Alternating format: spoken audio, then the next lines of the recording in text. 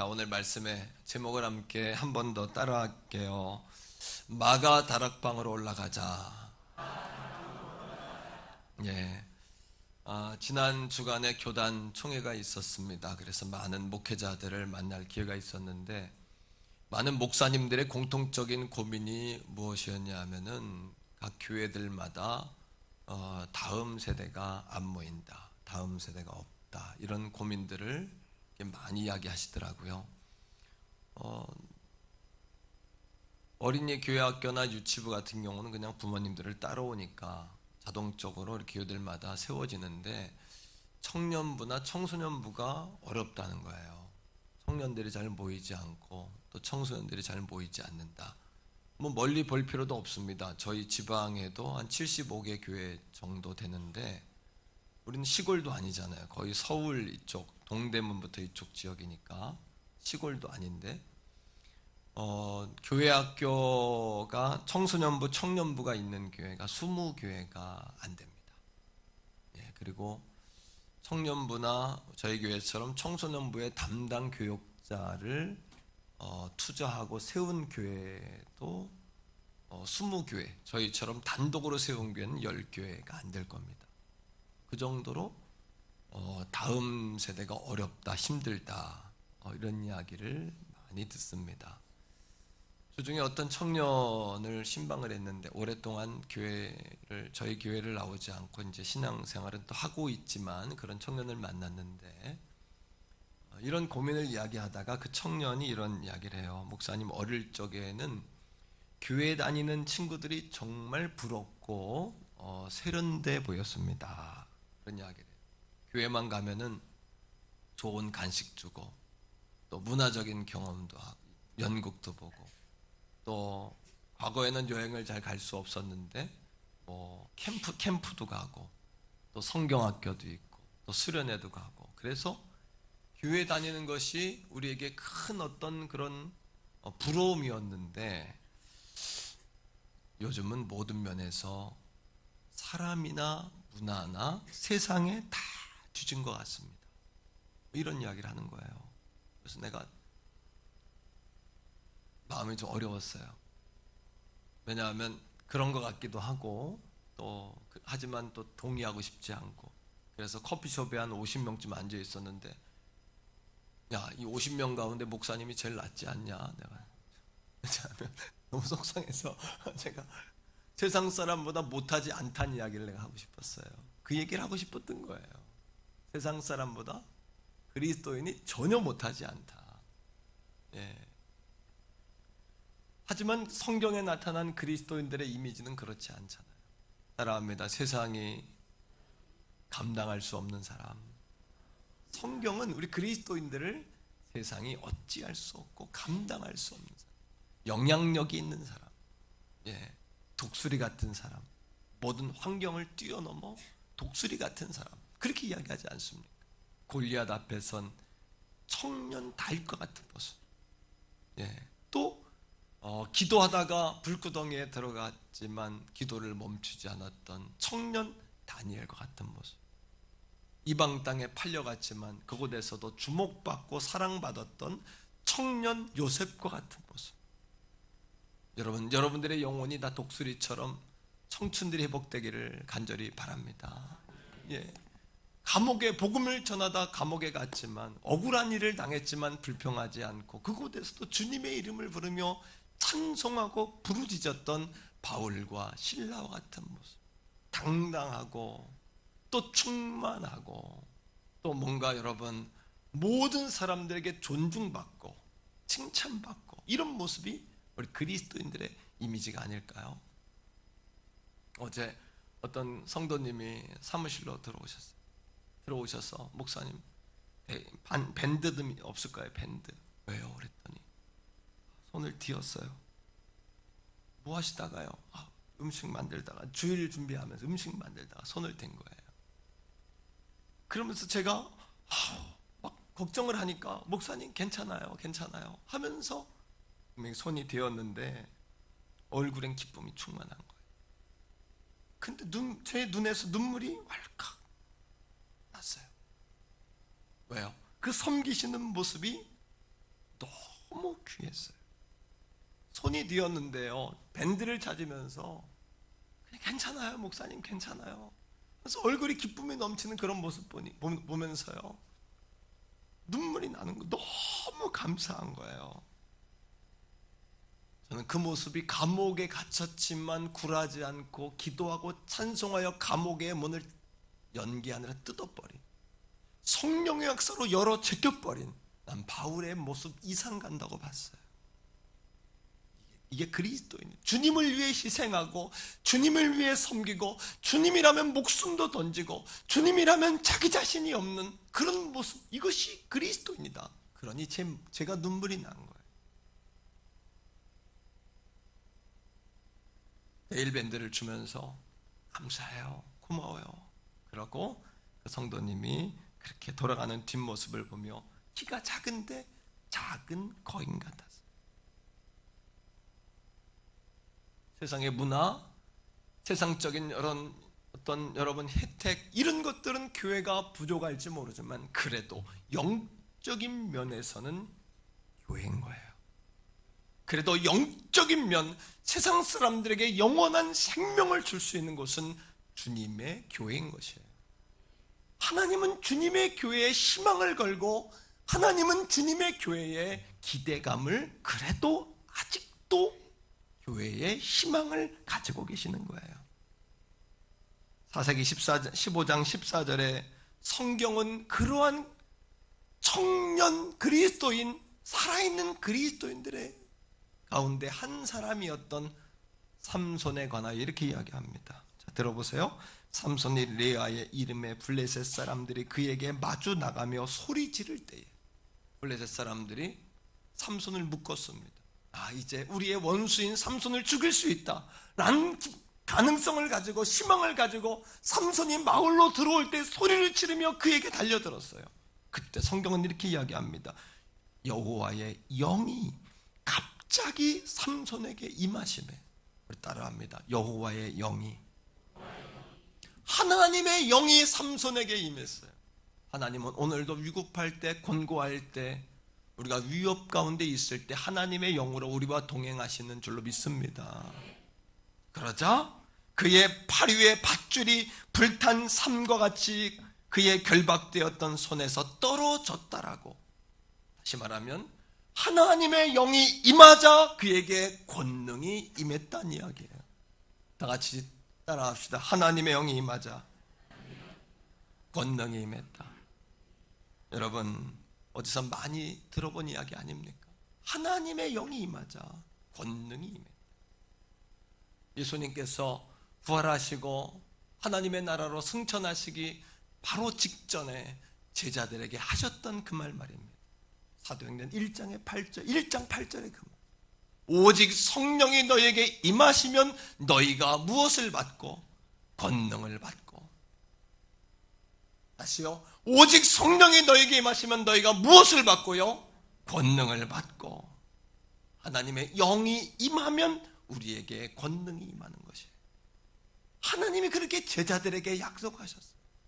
하나님의 영이 임할 것이다. 그럼 너희가 권능을 받을 것이다. 그러면 땅끝까지 나아가 나의 증인이 될 것이다. 이것이 하나님, 우리 예수님께서 부활 승천하시기 전에 우리에게 하셨던 약속이었어요. 실제로 제자들은 그 성령이 임하시기 전에, 권능이 임하기 전에는요, 실수투성이었어요. 돌아오는 주일이 성령 강림 주일이죠. 6월이 한 달은 우리가 성령에 관한 메시지를 가지고 은혜를 나누고자 하는데요. 왜 성령을 받아야 하는지? 바로 이것입니다. 제자들이 성령을 알지 못했을 때, 성령을 받지 못했을 때, 성령의 능력과 권능을 받지 못했을 때 그들은 실수투성이었어요. 주님을 지적으로 알았어요. 아니요, 실제로 알았어요. 주님을 만났어요. 주님을 경험했어요. 주님과 함께 식사도 하고 잠도 자고 먹고 잠자기도 했어요. 하지만 그들이 주님을 만나긴 했지만 그들의 마음에 성령의 은혜가 임하기 전에는 그들은 실수투성이었어요. 결국 주님 앞에서 주님을 배반하고 떠났어요. 왜요? 성령이 없었기 때문에. 반대로 성령이 임하자 땅끝까지 나아가 주님의 복음을 증거하는 능력 있는 그리스도인들이 되었다는 이야기예요. 바로 성경 전체도 성령 이전과 성령 이후로 나눠지듯이 그리스도인도 성령 이전과 성령 이후의 삶으로 나눠진다는 사실을 아셔야 돼요. 다시 한번 따라합니다. 여호와의 영이 임하자. 권능이 임했다. 이어서 권능이 임하면 축복권이 회복돼요. 다시 한번 이야기합니다. 성령이 임하자. 권능이 임했다. 권능이 임하면 축복권이 회복된다. 오직 성령이 너희에게 임하시면 너희가 권능을 받는다고 이야기합니다. 권능의 의미가 뭘까요? 자, 히브리어로 권능은 하알이라는 명사를 써요. 따라합니다. 하알.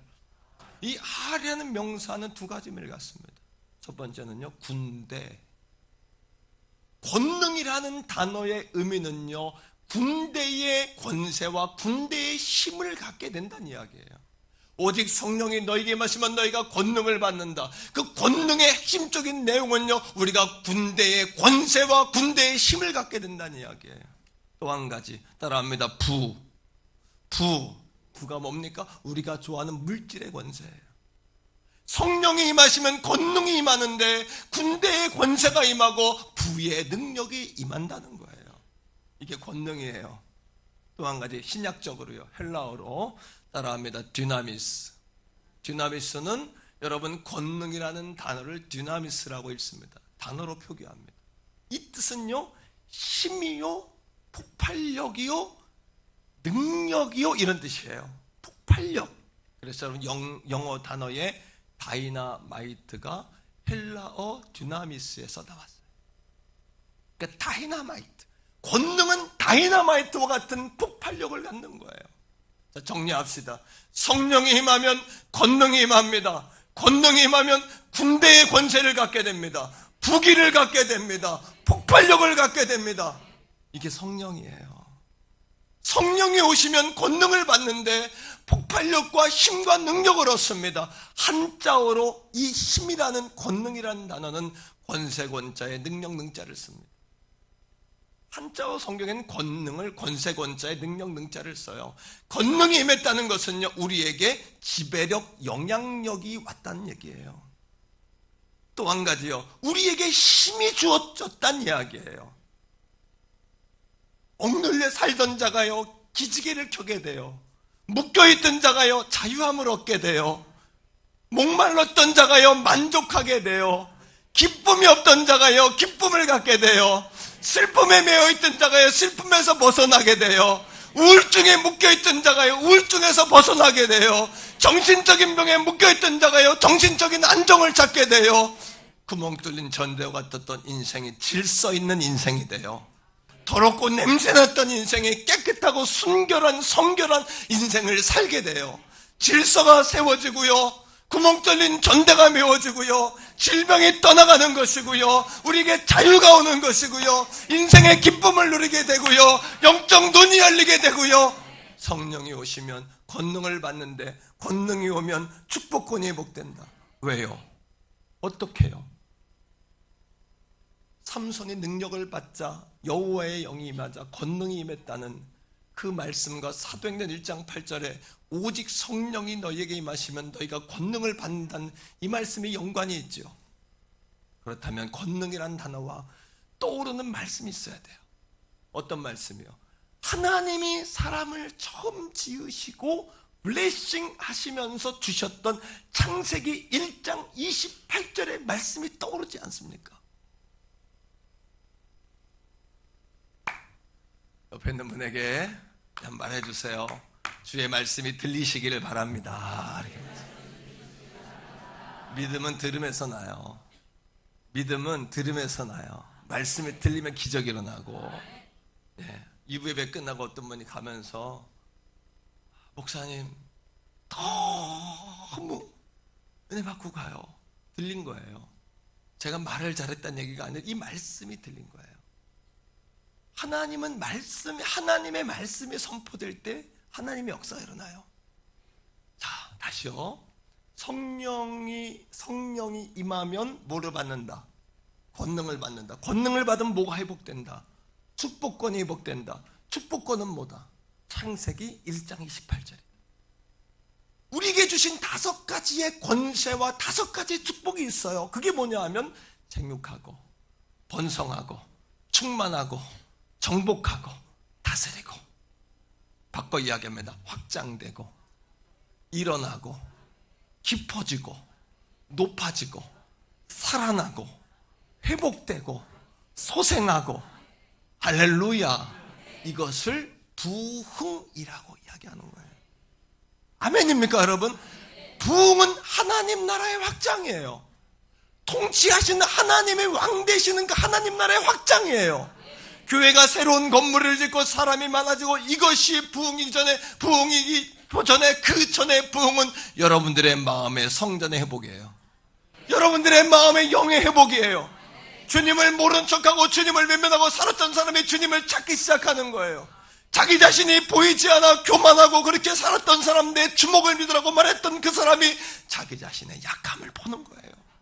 나는 아무것도 아니라고, 나는 부족한 자라고, 주님이 아니면 살 수 없는 그런 인생이라고 자기 자신을 보기 시작하는 거예요. 이것이 부흥의 시작이에요.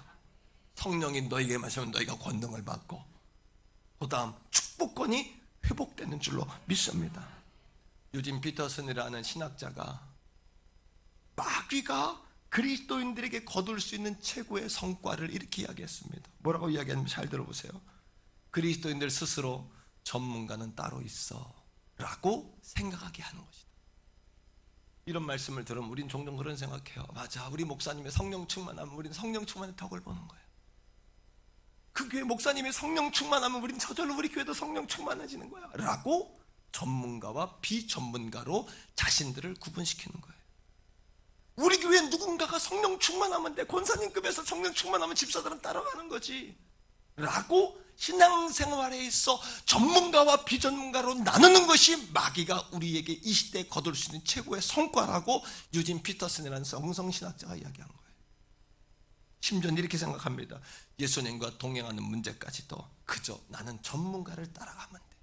사랑하는 성도 여러분, 저를 통해 예수 그리스도에게 안내를 받지만 안내를 받은 이후에는 주님과 직접적으로 동행하고 교제할 수 있기를 축복합니다. 직접적으로 다이렉트로.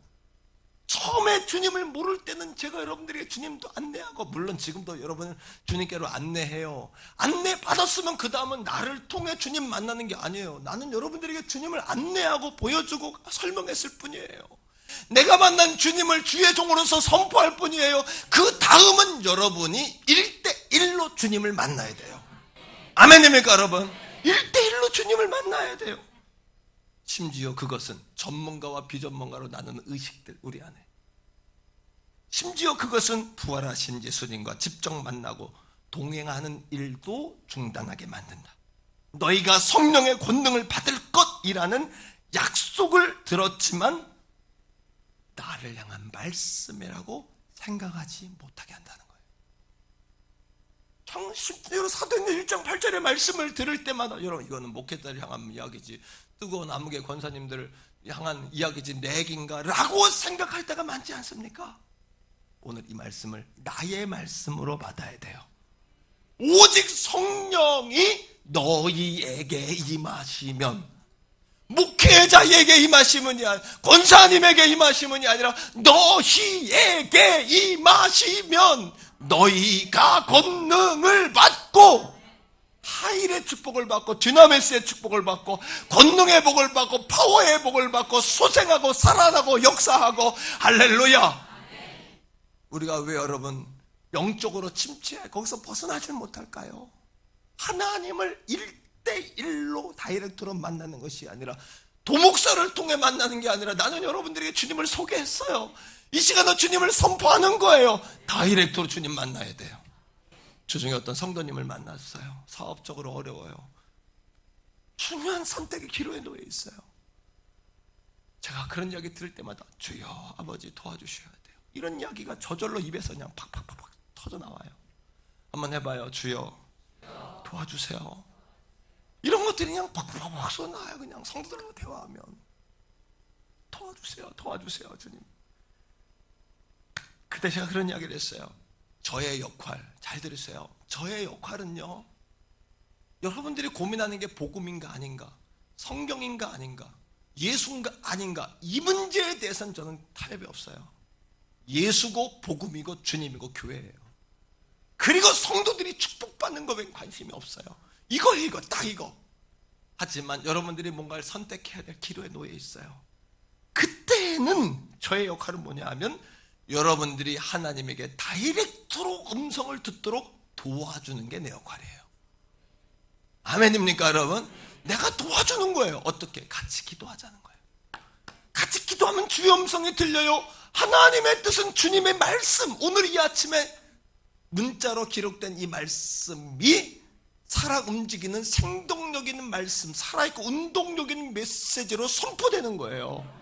이게 강단권이에요. 이게 강단의 권세예요. 하나님의 주의 종을 세운 이유예요. 그러니까 이 말씀을 듣고 여러분 하나님의 음성을 듣는 거예요. 지금 다 따라합니다. 주의 음성이다. 어려울 거 없어요. 그냥 주님의 음성이다 하면 부딪히면 순종하고, 하나님이 말씀하시면 그냥 회개하고, 주님 아멘 하라면 아멘하고, 그 말씀을 받는 거예요. 아멘입니까? 그래서 내가 기도하자 그랬어요. 성도님께. 만일에요 제가 기도하지 않고 어떤 이야기를 들었을 때 오른쪽입니다 왼쪽입니다 하는 순간 위험한 일이에요. 왜요? 사람에게 의존하게 돼요. 여러분이 저를 의존하게 돼요. 저는 하나님이 아니에요. 저는 하나님이 세운 종이에요. 어떤 사람이 그래요. 목사님 그럼 내가 더 높네요? 그래. 무슨 얘기예요? 그랬더니 목사님은 종이고 난 자녀니까 목사님 내가 더 높죠. 그럴지도 몰라요. 그럴지도 몰라요. 아멘입니까? 여러분들 직접 들어야 돼요. 왜? 오직 성령이 여러분에게 다 임한 거예요. 이 말씀을 나의 말씀으로 끌어다니기를 주의 이름으로 축복합니다 여러분. 그러니 성령은 받아도 되고 안 받아도 되는 것이 아니라 성령은 목숨을 걸고 받아야 돼요. 왜요? 성령은 살리시는 영이에요. 아멘입니까? 요한복음 6장 63절에 살리는 것은 영이니 묵은 무익하니라. 내가 너희에게 이르는 이 말씀이 영이요 생명이니라 하셨어요. 우리를 살리는 건 영이에요. 맞아요. 세상보다 문화적으로 환경적으로 뒤처질지 몰라요. 하지만 우리가 이것만은 우리가 양보해서 안 되는 그것이 뭐냐면 영적인 일이에요. 영을 살리는 일이에요. 교회에 와서 여러분들에게 최고 고급의 뷔페의 음식을 대접할 수는 없지만 여기에서 세상에서 경험할 수 없는 세계 최고 최상의 영적인 메시지를 선포하고 먹어야 돼요. 그 말씀을 선포하고 여러분도 그런 자세로 마음으로 그 말씀을 먹을 때 영이 살아난 줄로 믿습니다. 여러분 교회가 천국 보내는 게 일생일대 최고의 목적이에요. 천국 보내는 거. 그 다음은요 이 땅에서부터 천국 갈 백성으로 살아가게 만드는 것이 교회의 목적이요 성경의 말씀인 줄로 믿습니다. 여러분 성부 성자 성령 하나님은 우리를 살리세요.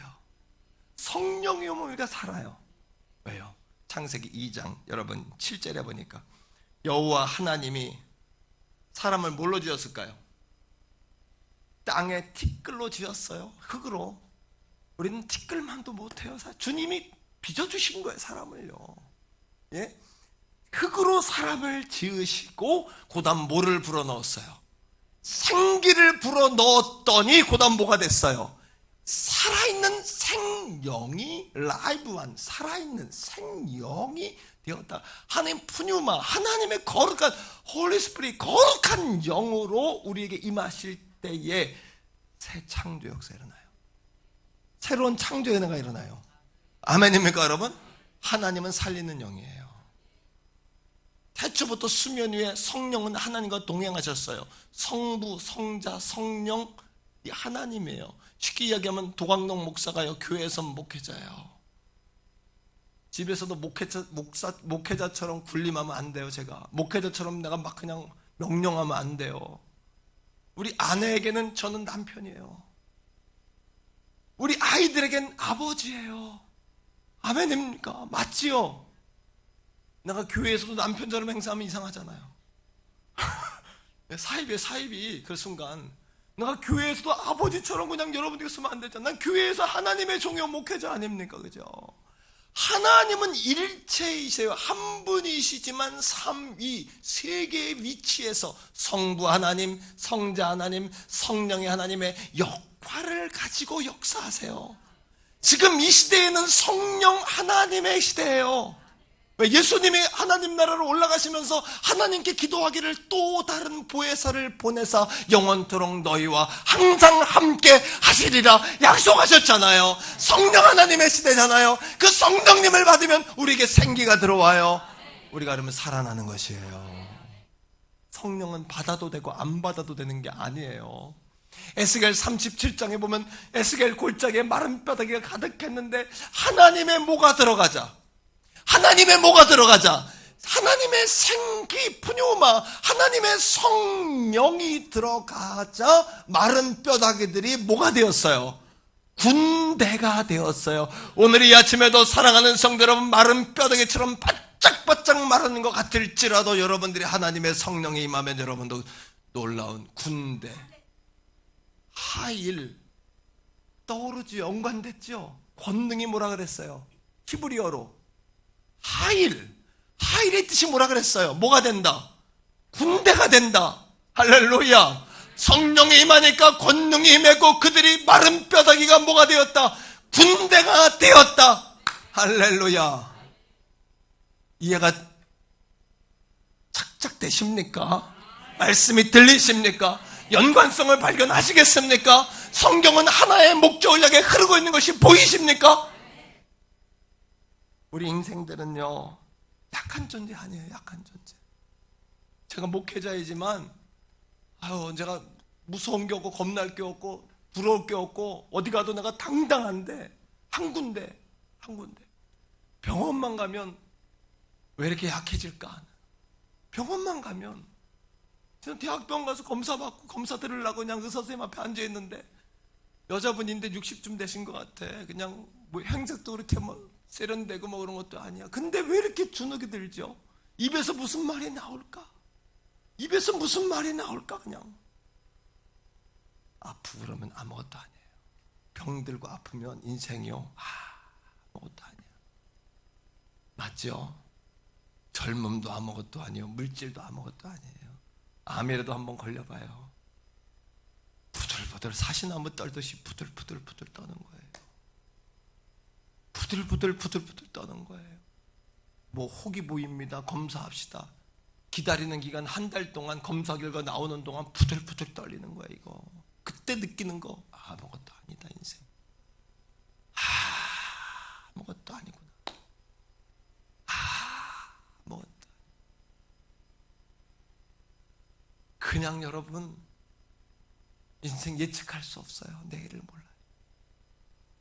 여행 갔다 소풍 갔다 놀러 갔다 무슨 일 당할지도 모르고, 높은 집에 산다고 좋아할 거 언제 무너질지 모르고, 탄탄하게 만들어 놓은 다리도 언제 끊어질지 모르고, 돈을 많이 가지고 쇼핑 들어갔던 백화점이 언제 어떻게 될지도 모르고, 인간은 약한 거예요. 약한 거예요. 언제 주님 부르실지 몰라. 그러니까 남은 기간을 선택해요. 원망하며 살 건지 사랑하며 살 건지. 언제 부를지 몰라. 감사하며 살 건지 원망하며 살 건지 둘 중에 하나예요. 나는 남은 시간을 원망하며 살고 싶지도 않고, 미워하며 살고 싶지도 않고, 억지로 살고 싶지도 않고, 감사하며 자원하며 사랑하며 행복하게 살고 싶어요. 그 꿈을 우리 교회를 통해 이루고 싶은 거예요. 에덴의 꿈을. 그 에덴이잖아요. 그 에덴이잖아요. 그죠? 그 아브라함의 복을 우리 교회를 통해 실현하고 싶은 거예요.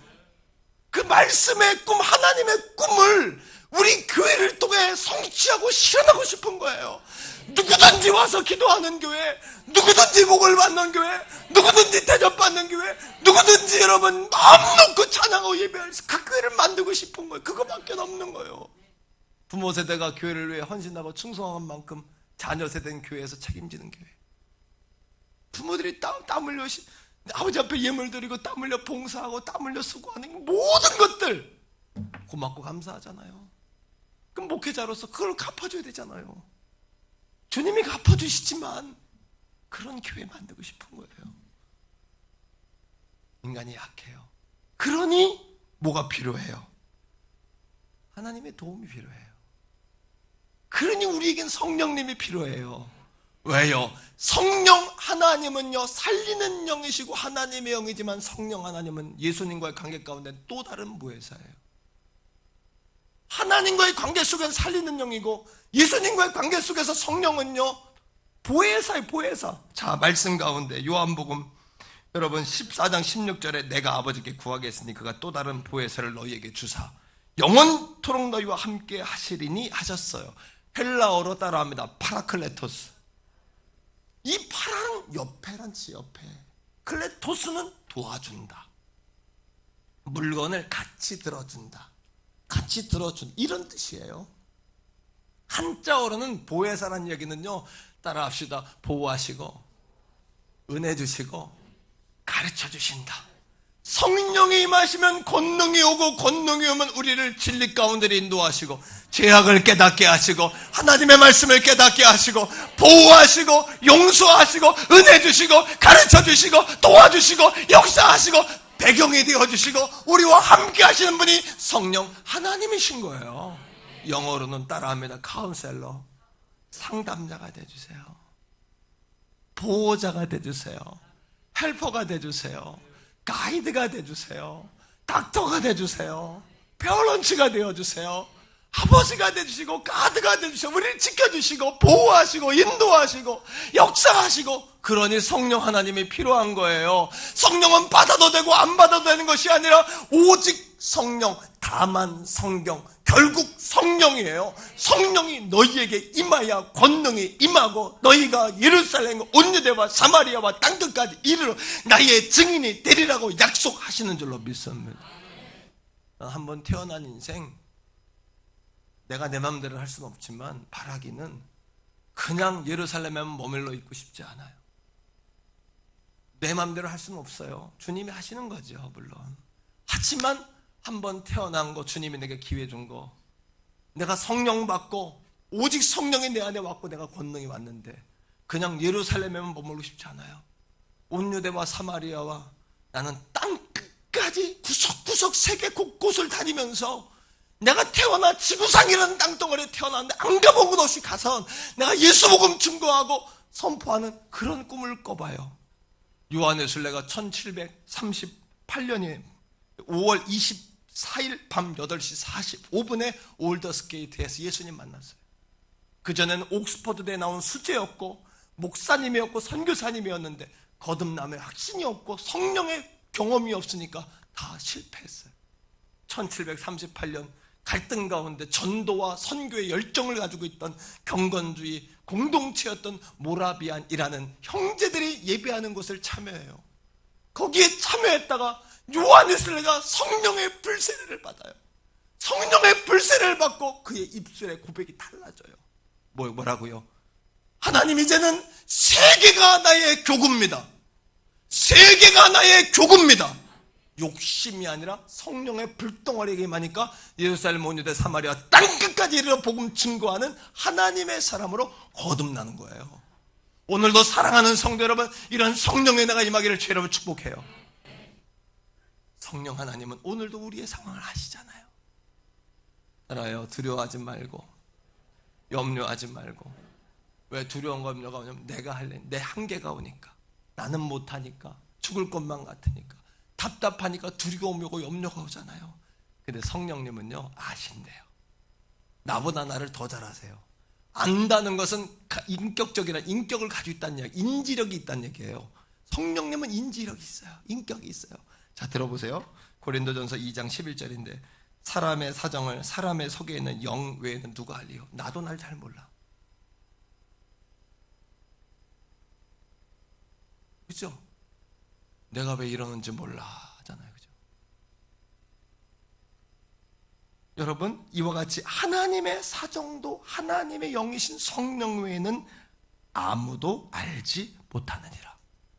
성령님은 사람의 사정도 알고 하나님의 뜻도 알아요.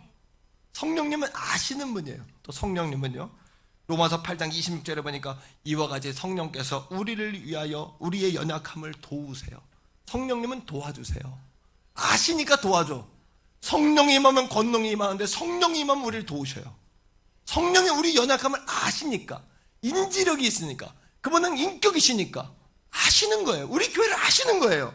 그 다음에 여러분, 우리가 마땅히 빌 바를 알지 못해. 우리는 몰라요. 잘. 나도 나를 잘 몰라요. 하지만 오직 성령이 말할 수 없는 탄식, 감정을 가지고, 감정. 성령님은 감정을 가지고 있어요. 그 다음에 우리를 위하여 친히 간구하시느니라. 간구하시느니라. 따라합니다. 성령님은 아시고 느끼시고 의지를 가지시고 도와주신다. 할렐루야. 성령에 대해 내가 설교하면서 왜 여러분이 학습하듯이 권능이 뭔지 성령이 뭔지 알려드린 이유는 말씀의 기반 위에 서야 이것이 능력이 되기 때문이에요. 지식적이지만 이게 지식적인 것들이 능력으로 소화가 돼야 이 지식 위에 믿음이 서는 거지, 지식이 없는 믿음은 또 없는 거예요. 이 말은 무슨 의미냐면 따라합니다. 기대하고 기다리고 기도하자. 성령님을 기대하고 기다리고 기도하라는 이야기예요. 자, 4절입니다. 다 같이 4절의 말씀 읽어봐요. 다 같이 1장 4절 시작. 사도와 함께 모이사 그들에게 분부하여 이르시되 예루살렘을 떠나지 말고 내게서 들은 바 아버지께서 약속하신 것을 기다리라. 기다리라. 기다리라는 게 무슨 얘기입니까? 그냥 가만히 있으라는 얘기예요? 그게 아니라 성령을 기다리라는 이야기는 기대하라. 왜? 감정, 인격, 의지. 그분은 살리고 돕는 보혜사시니까 기대하라. 그 다음에 그분을 기다려라. 그리고 그 다음에 그분에게 기도하라. 그러면 성령이 너에게 임할 것이다. 이 얘기예요. 성령이 너에게 임할 것이다. 마틴 로이드 존스 목사님이 부흥이라는 책을 썼어요. 그분의 책 가운데에 어떤 글이 나오냐 하면 부흥이 임할 때에는 항상 부각이 되는 반복적인 말씀, 메시지가 있다는 거예요. 부흥이 임하는 곳에. 그 부흥이 임하는 곳에 반복적인 메시지가 뭐냐 하면 한번 따라합니다. 오직 믿음으로만 의롭다 하심을 얻는다. 이 얘기는 뭐냐 하면 나는 스스로 아무것도 할 수 없고 내가 구원받을 자격이 아무것도 없지만 내가 예수님의 그 사랑, 하나님의 사랑을 믿음으로만 내가 하나님의 자녀가 되었다는 고백이에요.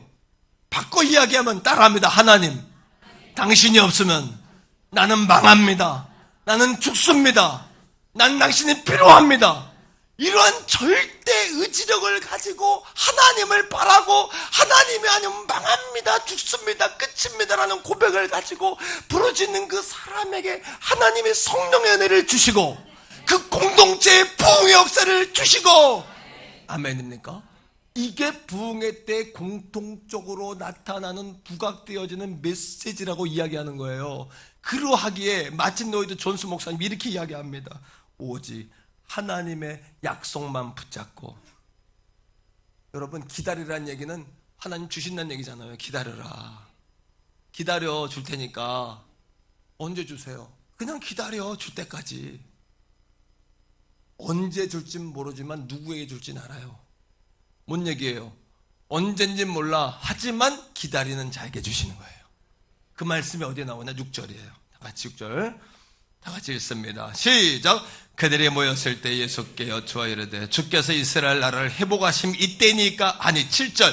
이르시되 때와 시기는 아버지께서 자기의 권한에 두셨으니 너희가 알 바가 아니다. 알 바가 아니야. 때와 시는 몰라. 하지만 누구에게 주냐? 기다리는 자에게. 뭐하고? 기대하고 기다리고 기도하는 그 사람에게. 할렐루야. 이 말씀을 듣고 반응한 산 영적 세계의 주인공이 되는 거예요. 부흥의 주역이 되는 거예요. 하지만 이 말씀을 듣고도 그냥 귓등으로 흘리는 사람이 있다면 그 사람은 영적 세계의 주변인 아웃사이더, 구경꾼이 될 수밖에 없다는 이야기예요. 왜요? 예수님이 부활 승천할 때 베다니에서 500명을 세워놓고 부활을 하시면서 하신 메시지예요. 야, 기다려라. 때와 시간은 알 수 없지만 기다린 너희에게 오직 성령이 너에게 마시면 너희 권능을 받는다. 500명에게 말씀하셨어요. 근데 마가 다락방에 몇 명이 모였죠? 120명이 모였어요. 380명은 어디가 있는 거예요? 380명의 그 영혼들은요, 주의 말씀을 들었지만, 약속의 말씀을 들었지만 뭐하고 있는 거예요? 믿지 않는 거예요. 오늘도 언젠진 모르지만 누군지는 주님 말씀하셨잖아요. 기다리는 자, 기도하는 자, 꿈을 꾸는 자. 당시에 여러분 예루살렘 성에 모인다는 건 어려운 얘기예요. 왜? 예루살렘에서 그들의 두목, 당시의 두목 아닙니까? 예수님이 두목이었던 예수가 죽었어요. 십자가에. 제자들은 나가서였단 말이에요. 다 도망갔단 말이에요. 근데 그들 보고 모이라고요? 힘든 일이에요. 우리가 기다리는 거 쉬운 일 아니에요. 장애가 있어요. 하지만 그걸 뚫고 모여야 돼요. 12절 말씀해 보니까 이렇게 이야기해요. 12절 읽어보세요. 시작. 제자들이 감람원이라는 산으로부터 예루살렘에 돌아오니 이 산은 예루살렘에서 가까워 안식일에 가기 알맞은 길이라. 제자들이 이미 도망쳐 감람원에 가 있잖아요. 예루살렘에 들어가 있는 게 아니라 감람원에 가 있잖아요. 그리고 주의 말씀을 듣고 예루살렘으로 돌아오는 거예요. 몇 명이요? 120명이 돌아오는 거예요. 오늘도 언젠지 모르지만 누군지 분명해요. 어딘지도 불명해요. 예루살렘으로 돌아오라 그랬잖아요. 예루살렘이 어딜까요? 13절에 나오잖아요. 자, 어디? 누구와 어딘지 분명해요. 13절 시작. 들어가 그들이 유하는 다락방으로 올라가니 베드로, 요한, 야고보, 안드레와 빌립, 도마와 바돌로메, 마테와 및 알페오의 아들 야고보, 셀로딘, 시몬, 야고보의 아들 유다가 다 거기 있었어요. 이제 정리가 됐어요. 언젠진 모르지만 언젠지 안 가르쳐준 이유가 있어요. 누군지는 말씀하셨고 어딘지 말씀하셨어요. 언제라고 말씀했다면 사람들 500명 다 모였을 거예요. 왜? 그때까지만 참으면 되니까. 신앙은 그건 신앙이 아닌 거예요. 그럼에도 불구하고 기다리는 거예요. 아니어도 기다리는 거예요. 믿고 기다리는 거란 말이에요. 언제까지라고 말했으면 그들의 신앙 주님이 다 망가뜨리는 거예요. 지금도 여러분들의 삶의 문제 언젠진 모르지만 누군지 어딘지 분명히 말씀하세요. 예루살렘, 그리고 때와 시간은 모르지만 기대하고 기다리고 기다리는 자, 기도하는 자. 또 한 가지, 그들이 13절에 보니까 다락방으로, 마가의 다락방. 예수님이 최후의 만찬에 떡을 뗐고 예루살렘에 들어가자마자 12제자가 기거했던 그곳, 바로 오늘날의 성전 마가의 다락방 교회 말입니다. 마가의 다락방으로 올라갑시다. 마가의 다락방으로 올라갑시다. 마가의 다락방으로 고난과 시험과 환난을 뚫고 성령이 주신다고 약속하신 마가의 다락방으로 올라갑시다. 부흥이란 영광 가운데 계신 하나님의 얼굴을 구하는 거고 그분께로 돌아가는 것이며 그분께 기도하는 것이에요. 요엘서 2장 28절의 말씀처럼 그 후엔 마지막 날에 내가 내 영을 부어주리니 너희 자녀들이 장래일을 말할 것이며 너희 늙은이는 꿈을 꿀 것이며 너희 젊은이는 이상 환상을 볼 것이라고 우리에게 약속하셨어요. 성령이 임하시면 권능을 받고 예루살렘, 온 유대, 사마리아와 땅끝까지 나아가 우리가 하나님의 부대요 군대로서 하나님의 축복을 누리고 그렇게 우리가 승리하는 거룩한 청년 예수 청년, 여러분 다니엘 청년, 다윗 청년 요셉과 같은 영으로 새로워질 줄 믿습니다. 같이 한번 기도합시다.